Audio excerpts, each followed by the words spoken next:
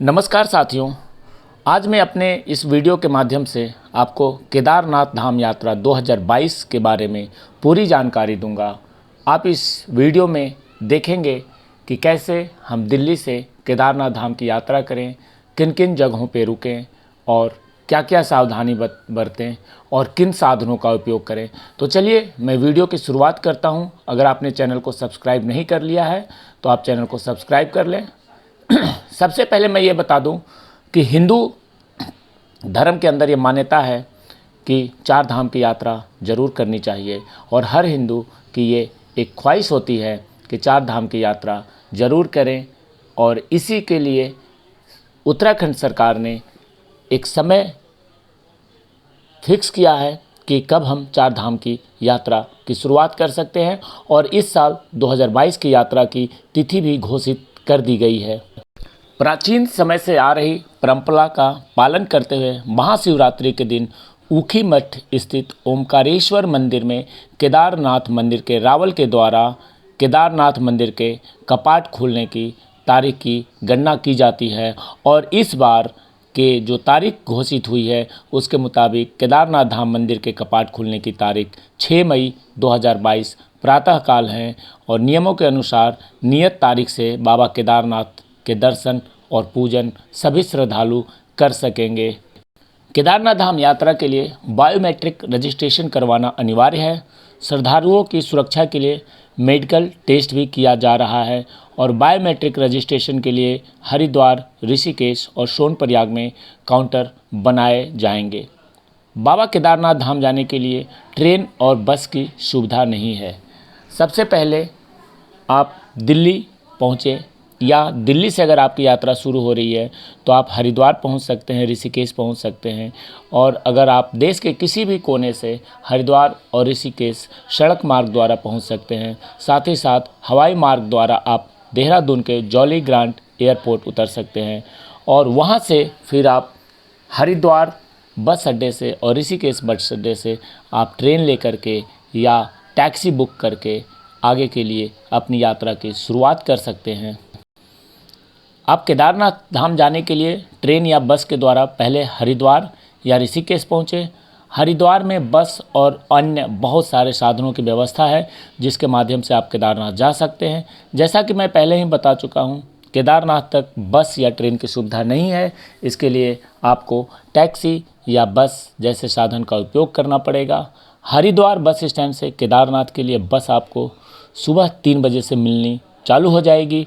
आप चाहें तो कार या फिर टैक्सी के द्वारा भी सोनप्रयाग जा सकते हैं। हरिद्वार से सोनप्रयाग की दूरी लगभग 250 किलोमीटर है। अपनी अगर गाड़ी है, अपने साधन है तो आप उससे भी जा सकते हैं। सोनप्रयाग पहुंचने के बाद अगर आपने अपना बायोमेट्रिक रजिस्ट्रेशन नहीं करवाया है तो यहाँ रजिस्ट्रेशन करवा लें। आप सोनप्रयाग में रात्रि विश्राम कर सकते हैं। यहाँ सरकारी और प्राइवेट सभी तरह के रुकने के साधन उपलब्ध हैं। सोनप्रयाग के रास्ते जो 250 किलोमीटर का रास्ता है, इन रास्तों में आप खूबसूरत नज़ारों को देखते हुए जो उत्तराखंड की देवभूमि की जो एक अलग छवि है, जो एक अलग यहाँ का पहाड़ और गंगा नदी के किनारे का रास्ता, साथ ही साथ जो हवाई आसमान इतना नीला, इन सब चीज़ों को प्राकृतिक सौंदर्य का लुत्फ़ उठाते हुए आप 250 किलोमीटर की दूरी तय कर लेंगे और उसके लिए आपको बाई रोड ही जाना होगा। अगर आप हेलीकॉप्टर से जाना चाहते हैं तो उसके लिए अलग व्यवस्था है। मैं उसके बारे में आपको पूरी जानकारी दूंगा इस वीडियो में। वीडियो को पूरा देखें। और सोनप्रयाग से आप गौरीकुंड, जो कि 5 किलोमीटर की दूरी है, और यहाँ आप शेयर टैक्सी या व्हीकल से जा सकते हैं। आप चाहे तो गौरीकुंड में भी रात्रि विश्राम कर सकते हैं। अगर आप देहरादून, ऋषिकेश या हरिद्वार से चले हैं तो आप सीधा गौरीकुंड में भी रात्रि विश्राम कर सकते हैं। गौरीकुंड से आगे आपको 18 किलोमीटर की चढ़ाई करनी होगी और ये मुख्य रास्ता है 18 किलोमीटर। इसे आप पैदल या घोड़ा से, खच्चर से, पालकी के माध्यम से इस दूरी को तय कर सकते हैं। ऊपर केदारनाथ मंदिर से 1 किलोमीटर पहले बेस कैंप है। बेस कैंप में आप रुक सकते हैं। यहाँ गढ़वाल विकास निगम द्वारा आप लोगों को टेंट और रिसॉर्ट उचित पैसे पे मिल जाएंगे।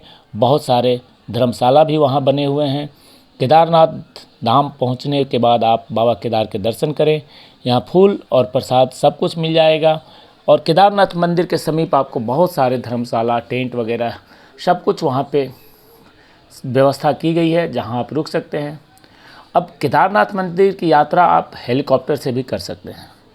फाटा से केदारनाथ के लिए हेलीकॉप्टर सेवा उपलब्ध है। इसका किराया दोनों तरफ का मिला करके लगभग 7,000 रुपये के आसपास है। आप इस सेवा के लिए ऑनलाइन बुकिंग पहले से कर लें तो ज़्यादा बेहतर है, क्योंकि अंत समय में टिकट्स मिलने में बहुत मुश्किल होता है और रेट्स भी काफ़ी ज़्यादा महंगा होता है। बाबा केदारनाथ के दर्शन के लिए यात्रा गौरीकुंड से शुरू होती है। आप यात्रा चाहें तो पैदल भी तय कर सकते हैं। अगर आपकी उम्र ज़्यादा नहीं है और आप चलने में असमर्थ नहीं हैं तो पैदल यात्रा करना सबसे अच्छा होगा। गौरीकुंड से 6 किलोमीटर की दूरी पर रामबाड़ा है। उसके पश्चात 4 किलोमीटर बाद जंगल चट्टी है। उसके पश्चात 3 किलोमीटर के बाद भीमबली है। इसके पश्चात 4 किलोमीटर के बाद लिंचौली है। उसके बाद केदारनाथ बेस कैंप है। केदारनाथ बेस कैंप से 1 किलोमीटर बाद केदारनाथ मंदिर है।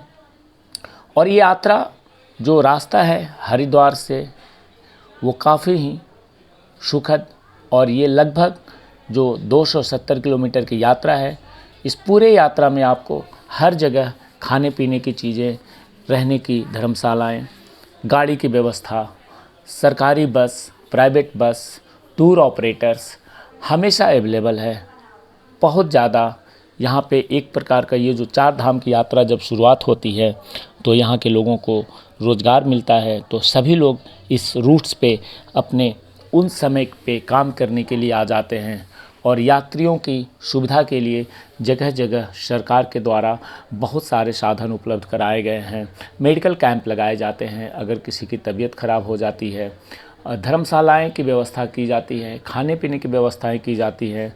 तो ऋषिकेश से बहुत ही आसानी से आप अपनी गाड़ी से या जो रोडवेज की बसें चलती है उससे या टैक्सी बुक करके आप जा सकते हैं। एक चीज़ और बता दूं कि ऋषिकेश और हरिद्वार में काफ़ी ज़्यादा टूर ऑपरेटर्स हैं जो कि अलग अलग पैकेज निर्धारित करते हैं। तो अगर आप ग्रुप में हैं तो सब कुछ पहले से बुक करके जाएं तो ज़्यादा बेहतर है, क्योंकि अंत समय में वहाँ पे जाने के बाद आपको परेशानी ना हो। हेलीकॉप्टर की सेवा, बूढ़े बुजुर्ग अगर हैं साथ में तो खच्चर की सेवा, 17 किलोमीटर की जो पैदल चढ़ाई है गौरीकुंड से, उसके लिए हेलीकॉप्टर की भी व्यवस्था है, उसके लिए खच्चर की भी व्यवस्था है। तो इन व्यवस्थाओं का सुविधा ले सकते हैं। और 2022 की यात्रा 6 मई से शुरू हो रही है। याद रहे, आप सबसे अच्छा समय है कि बीच शुरुआत में आप यात्रा करें। बीच में बरसात के कुछ दिन आ जाते हैं तो बरसात में यात्रा थोड़ा सा दिक्कत वाला हो सकता है, क्योंकि पत्थर टूटने का डर होता है। तो बरसात वाले समय को अवॉइड करते हुए इस यात्रा को पूरी करें। केदारनाथ बाबा हमेशा आपकी रक्षा करेंगे। जय केदारनाथ बाबा।